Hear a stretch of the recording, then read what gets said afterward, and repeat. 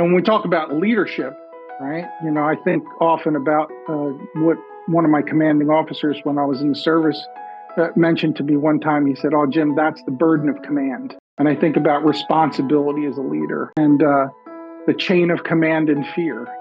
I think I read a lot about George Washington early on when I was going through a lot of troubles, and Washington rode in front of his lines on his white horse, so everybody could see that he wasn't fearful. So when I'm fearful, if you're at the upper echelon of, your organization, you really don't have a lot of people to talk to, but you always fear or share your fears up the chain of command. So if you're near the top, for me, I have to share my fears with my mastermind, people like Dave.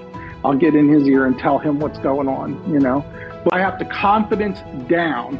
I can't share my fears down the chain of command, because if I do, my people will run.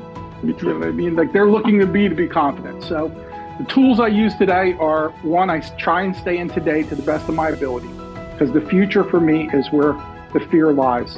It rests in my imagination, and I have a vivid imagination at that. So one of the authors that I prefer, a shame researcher by the name of Brené Brown, she says she likes to preclude some things. She says, with the story that I'm telling myself is. So a lot of times if I'm caught in a vicious circle in my head, I'll say, well, the story that I'm telling myself is, and then tell that story. And that reminds me that what I'm saying is a story I'm telling myself instead of facts or reality.